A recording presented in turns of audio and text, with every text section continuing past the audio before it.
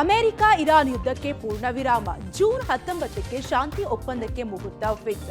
ಸ್ವಿಟ್ಜರ್ಲೆಂಡ್ನ ಜಿನಿವಾದಲ್ಲಿ ಔಪಚಾರಿಕ ಸರಿ. ಇನ್ನಾದರೂ ಇಳಿಯುತ್ತಾ ಪೆಟ್ರೋಲ್, ಡೀಸೆಲ್, LPG ದರ? ಇವೆಲ್ಲದರ ಮಾಹಿತಿ ನೋಡೋಣ ಕರ್ನಾಟಕ ಟಾಪ್ 20. ಅಮೆರಿಕ ಇರಾನ್ ನಡುವೆ ನಡೀತಾ ಇದ್ದ ಯುದ್ಧಕ್ಕೆ ಪೂರ್ಣ ವಿರಾಮ ಬೀಳುವ ಲಕ್ಷಣಗಳು ಗೋಚರಿಸ್ತಾ ಇದೆ. 107 ದಿನಗಳ ಯುದ್ಧ ಕೊನೆಗೂ ಕೂಡ ಅಂತ್ಯವಾಗುವ ಕಾಲ ಸನ್ನಿಹಿತವಾಗಿದೆ. ಉಭಯ ರಾಷ್ಟ್ರಗಳು ಶಾಂತಿ ಒಪ್ಪಂದವನ್ನು ಅಂತಿಮಗೊಳಿಸಿರುವುದಾಗಿ ಅಮೆರಿಕದ ಅಧ್ಯಕ್ಷ ಡೊನಾಲ್ಡ್ ಟ್ರಂಪ್ ತಿಳಿಸಿದ್ದಾರೆ. ಈ ಸಂಬಂಧ ಜೂನ್ 19ರಂದು ಸ್ವಿಟ್ಜರ್ಲೆಂಡ್ನ ಜಿನಿವಾದಲ್ಲಿ ಔಪಚಾರಿಕ ಸಹಿ ಹಾಕುವುದಕ್ಕೆ ನಿರ್ಧರಿಸಲಾಗಿದೆ. ಈ ಕುರಿತು ತಮ್ಮ ಟ್ರುತ್ ಸೋಷಿಯಲ್ ಮೀಡಿಯಾದಲ್ಲಿ ಟ್ರಂಪ್ ಪೋಸ್ಟ್ ಮಾಡಿದ್ದು, ಇರಾನ್ ಇಸ್ಲಾಮಿಕ್ ಗಣರಾಜ್ಯದೊಂದಿಗಿನ ಒಪ್ಪಂದವು ಈಗ ಪೂರ್ಣಗೊಂಡಿದೆ, ಎಲ್ಲರಿಗೂ ಅಭಿನಂದನೆಗಳನ್ನು ಘೋಷಿಸಿದ್ದಾರೆ. ಹಾರ್ಮುಜ್ ಜಲಸಂಧಿ ಮತ್ತೆ ತೆರೆಯುವುದಕ್ಕೆ ಮತ್ತು ಇರಾನ್ ಬಂದರುಗಳ ಮೇಲಿನ ಅಮೆರಿಕ ನೌಕಾ ದಿಗ್ಬಂಧನವನ್ನು ಕೊನೆಗೊಳಿಸುವುದಕ್ಕೆ ಈ ಒಪ್ಪಂದ ನೆರವಾಗುತ್ತೆ ಅಂತ ತಿಳಿಸಿದರು. ಹಾರ್ಮುಜ್ ಜಲಸಂಧಿಯನ್ನು ಟೋಲ್ ಫ್ರೀ ಆಗಿ ತೆರೆಯಲು ಸಂಪೂರ್ಣವಾಗಿ ಅಧಿಕಾರ ನೀಡುತ್ತೇವೆ. ಇದೇ ವೇಳೆ ಯುನೈಟೆಡ್ ಸ್ಟೇಟ್ಸ್ ನೌಕಾ ದಿಗ್ಬಂಧನವನ್ನು ತಕ್ಷಣ ತೆಗೆದುಹಾಕಲು ಅಧಿಕಾರವನ್ನು ಕೊಡುತ್ತೇವೆ. ವಿಶ್ವದ ಹಡಗುಗಳೇ, ನಿಮ್ಮ ಎಂಜಿನ್ಗಳನ್ನು ಪ್ರಾರಂಭಿಸಿ, ತೈಲವನ್ನು ಹರಿಯಲು ಬಿಡಿ ಅಂತ ಹೇಳಿ ಬರೆದುಕೊಂಡಿದ್ದಾರೆ. ಆದಾಗ್ಯೂ ಕೂಡ ನಂತರದ ಮತ್ತೊಂದು ಪೋಸ್ಟ್ನಲ್ಲಿ ಒಪ್ಪಂದಕ್ಕೆ ಅಧಿಕೃತವಾಗಿ ಸಹಿ ಹಾಕಿದ ನಂತರ ಶುಕ್ರವಾರ ಹಾರ್ಮುಜ್ ಜಲಸಂಧಿಯನ್ನು ಮತ್ತೆ ತೆರೆಯಲಾಗುತ್ತೆ ಅಂತ ಹೇಳಿ ಅಮೆರಿಕ ಅಧ್ಯಕ್ಷರು ಸ್ಪಷ್ಟನೆ ಕೊಟ್ಟಿದ್ದಾರೆ. 107 ದಿನಗಳ ಯುದ್ಧ ಅಂತ್ಯಕ್ಕೆ ಇರಾನ್ ಹಾಗೂ ಅಮೆರಿಕ ಒಪ್ಪಿಗೆ ಕೊಟ್ಟಿವೆ. ಅಮೆರಿಕ ಅಧ್ಯಕ್ಷ ಡೊನಾಲ್ಡ್ ಟ್ರಂಪ್ ಘೋಷಣೆಯನ್ನ ಇರಾನ್ ಕನ್ಫರ್ಮ್ ಮಾಡಿದೆ. ಇರಾನ್ನ ಕಾನೂನು ಮತ್ತು ಅಂತಾರಾಷ್ಟ್ರೀಯ ವ್ಯವಹಾರಗಳ ಉಪ ವಿದೇಶಾಂಗ ಸಚಿವ ಕಸೇಮ್ ಘರಿಬಾದಿ ಅವರು ಅಮೆರಿಕ ಜೊತೆಗಿನ ಶಾಂತಿ ಒಪ್ಪಂದವನ್ನು ದೃಢಪಡಿಸಿದ್ದಾರೆ. ಯುದ್ಧವನ್ನ ಕೊನೆಗೊಳಿಸಲು, ದಿಗ್ಬಂಧನವನ್ನು ತೆಗೆಯಲು ಮತ್ತು ಇರಾನ್ನ ಸ್ವತ್ತನ್ನು ಬಿಡುಗಡೆ ಮಾಡಲು ವಾಷಿಂಗ್ಟನ್ನ ಬದ್ಧತೆಗಳನ್ನು ಪರಿಶೀಲಿಸಿದ ನಂತರವೇ ಅಂತಿಮ ಒಪ್ಪಂದಕ್ಕೆ ಟೆಹರಾನ್ ಪ್ರಸ್ತಾವಿತ 60 ದಿನಗಳ ಮಾತುಕತೆಯ ಅವಧಿಯನ್ನು ಪ್ರವೇಶಿಸುತ್ತದೆ ಅಂತ ಹೇಳಿದ್ದಾರೆ. ಒಪ್ಪಂದದ ಪ್ರಮುಖ ಅಂಶಗಳೆಂದರೆ ಲೆಬನಾನ್ ಸೇರಿದಂತೆ ಎಲ್ಲ ರಂಗಗಳಲ್ಲಿನ ಯುದ್ಧವನ್ನು ತಕ್ಷಣ ಮತ್ತು ಶಾಶ್ವತವಾಗಿ ನಿಲ್ಲಿಸುವುದು, ಇರಾನ್ನ ಆಂತರಿಕ ವ್ಯವಹಾರಗಳಲ್ಲಿ ಹಸ್ತಕ್ಷೇಪ ಮಾಡುವುದಿಲ್ಲ ಮತ್ತು ಇರಾನ್ನ ಸಾರ್ವಭೌಮತ್ವವನ್ನು ಗೌರವಿಸುತ್ತೇವೆ ಅಂತ ಹೇಳಿ ಅಮೆರಿಕ ಭರವಸೆ ಕೊಡಬೇಕು. 30 ದಿನಗಳಲ್ಲಿ ಅಮೆರಿಕದ ನೌಕಾ ದಿಗ್ಬಂಧನವನ್ನು ಸಂಪೂರ್ಣವಾಗಿ ತೆಗೆದುಹಾಕುವುದು, ಇರಾನ್ ಸುತ್ತಮುತ್ತಲಿನ ಪ್ರದೇಶಗಳಿಂದ ಅಮೆರಿಕದ ಸೇನಾಪಡೆಗಳನ್ನು ಹಿಂತೆಗೆದುಕೊಳ್ಳುವುದು, ಇರಾನ್ ಜೊತೆಗಿನ ಮಾತುಕತೆಯ ಒಪ್ಪಂದದ ಅಡಿಯಲ್ಲಿ 30 ದಿನಗಳಲ್ಲಿ ಹಾರ್ಮುಜ್ ಜಲಸಂಧಿಯನ್ನು ಪುನಃ ತೆರೆಯುವುದು, ಕಡಲ ಭದ್ರತೆ ಮತ್ತು ಸಂಚಾರಣೆಯ ಸ್ವತಂತ್ರಕ್ಕಾಗಿ ಪರಸ್ಪರ ಖಾತರಿಗಳು, ಇರಾನ್ ಮೇಲೆ ಹೇರಲಾದ ಆರ್ಥಿಕ ನಿರ್ಬಂಧಗಳನ್ನು ಕ್ರಮೇಣ ತೆಗೆದುಹಾಕುವುದು, 60 ದಿನಗಳ ಮಾತುಕತೆಯ ಅವಧಿಯಲ್ಲಿ 24 ಶತಕೋಟಿ ಅಮೆರಿಕನ್ ಡಾಲರ್ಗಳಷ್ಟು ಫ್ರೀಸ್ ಆಗಿರುವ ಇರಾನ್ನ ಆಸ್ತಿಯನ್ನು ಬಿಡುಗಡೆ ಮಾಡುವುದು ಸೇರಿದಂತೆ ಇನ್ನೂ ಹಲವು ಒಪ್ಪಂದಗಳಿಗೆ ಉಭಯ ದೇಶಗಳು ಸಹಿಯನ್ನು ಹಾಕಲಿದ್ದಾರೆ.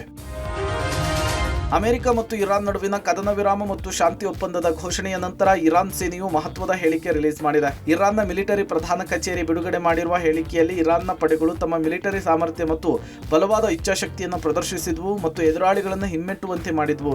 ಶತ್ರುಗಳಿಗೆ ಸೋಲನ್ನು ಒಪ್ಪಿಕೊಂಡು ಶರಣಾಗೋದನ್ನು ಬಿಟ್ಟು ಬೇರೆ ದಾರಿ ಇಲ್ಲ ಅಂತ ಹೇಳಿವೆ. ಇನ್ನು ಅಮೆರಿಕ ಮತ್ತು ಇರಾನ್ ನಡುವಿನ ಉದ್ವಿಗ್ನತೆಗೆ ಬ್ರೇಕ್ ಬಿದ್ದ ಬೆನ್ನಲ್ಲೇ ಜಾಗತಿಕ ಕಚ್ಚಾ ತೈಲದ ಬೆಲೆ ಗಣನೀಯವಾಗಿ ಕುಸಿತ ಕಂಡಿದೆ. ಯುದ್ಧ ವಿರಾಮದ ಘೋಷಣೆ ಮತ್ತು ಉಭಯ ದೇಶಗಳ ನಡುವೆ ಒಪ್ಪಂದದ ನಿರೀಕ್ಷೆಯಿಂದಾಗಿ ಬ್ರೆಂಟ್ ಕ್ರೂಡ್ ಬೆಲೆ ಒಂದೇ ದಿನದಲ್ಲಿ 40% ಕುಸಿತ ಕಂಡು $80ಗೆ ಇಳಿದಿದೆ.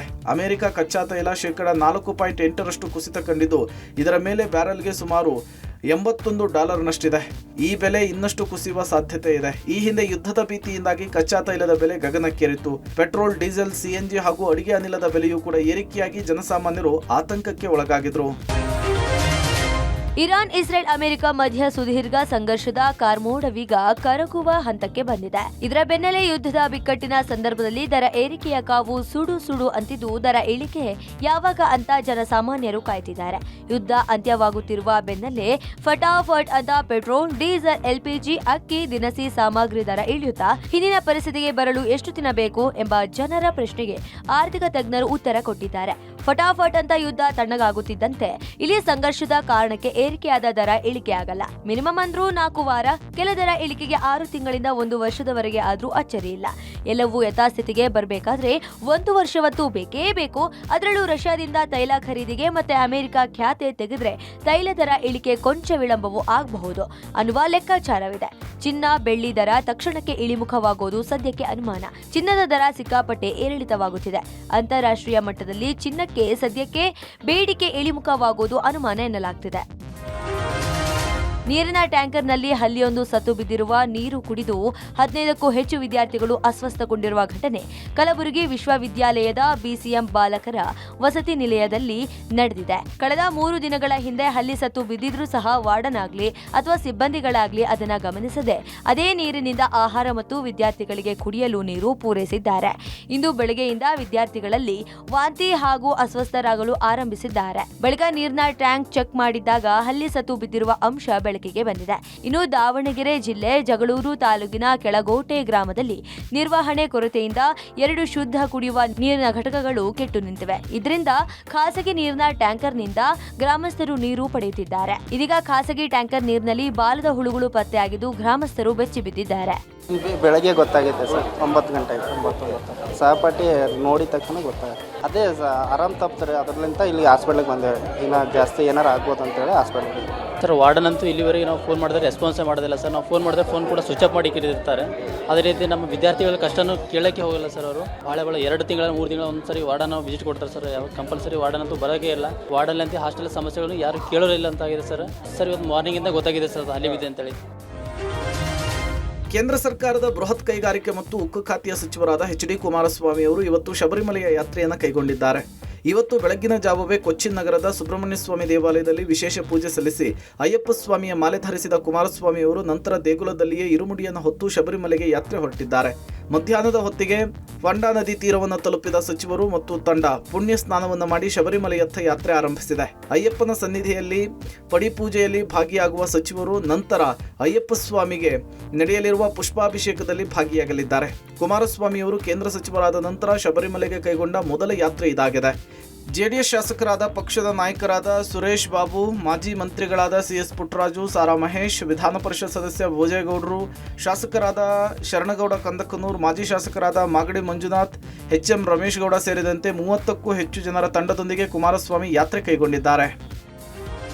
ಮಹಿಳೆಯರು ಮತ್ತು ತೃತೀಯ ಲಿಂಗಿಗಳಿಗೆ ಉಚಿತ ಬಸ್ ಪ್ರಯಾಣದ ಅವಕಾಶ ಕಲ್ಪಿಸುವ ಪ್ರಿಯದರ್ಶಿನಿ ಯೋಜನೆಗೆ ಕೇರಳ ಸರ್ಕಾರ ಚಾಲನೆ ನೀಡಿದೆ. ಮುಖ್ಯಮಂತ್ರಿ ವಿ.ಡಿ. ಸತೀಶನ್ ತಿರುವನಂತಪುರಂನ ತಂಪನೂರು ಕೇಂದ್ರ ಬಸ್ ನಿಲ್ದಾಣದಲ್ಲಿ ಇಂದು ಯೋಜನೆಯನ್ನ ಉದ್ಘಾಟಿಸಿದ್ರು. ಯೋಜನೆಯ ಉದ್ಘಾಟನಾ ಪ್ರಯಾಣದಲ್ಲಿ ಮುಖ್ಯಮಂತ್ರಿ ಸೇರಿದಂತೆ ಗಣ್ಯರು ಭಾಗವಹಿಸಿದ್ರು.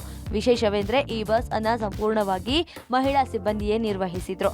ಈ ಯೋಜನೆಯಡಿ ಮಹಿಳೆಯರು ಮತ್ತು ತೃತೀಯ ಲಿಂಗಿಗಳು ಕೇರಳ ರಾಜ್ಯ ರಸ್ತೆ ಸಾರಿಗೆ ಸಂಸ್ಥೆ ನಡೆಸುವ ಸಾಮಾನ್ಯ ಬಸ್ಗಳಲ್ಲಿ ಉಚಿತವಾಗಿ ಪ್ರಯಾಣಿಸಬಹುದು. ರಾಜ್ಯದಾದ್ಯಂತ ಸುಮಾರು 3,125 ಸಾಮಾನ್ಯ ಬಸ್ಗಳು ಈ ಯೋಜನೆಯ ವ್ಯಾಪ್ತಿಗೆ ಬರಲಿವೆ. ಮಹಿಳೆಯರಿಗೆ ಉಚಿತ ಬಸ್ ಪ್ರಯಾಣ ಕಲ್ಪಿಸುವುದಾಗಿ ಕಾಂಗ್ರೆಸ್ ಸರ್ಕಾರ ಚುನಾವಣಾ ಪ್ರಣಾಳಿಕೆಯಲ್ಲಿ ಘೋಷಿಸಲಾಗಿತ್ತು. ಇದೀಗ ಸರ್ಕಾರ ರಚನೆಯಾಗಿ 1 ತಿಂಗಳೊಳಗೆ ಉಚಿತ ಬಸ್ ಪ್ರಯಾಣ ಆರಂಭಿಸಿದೆ.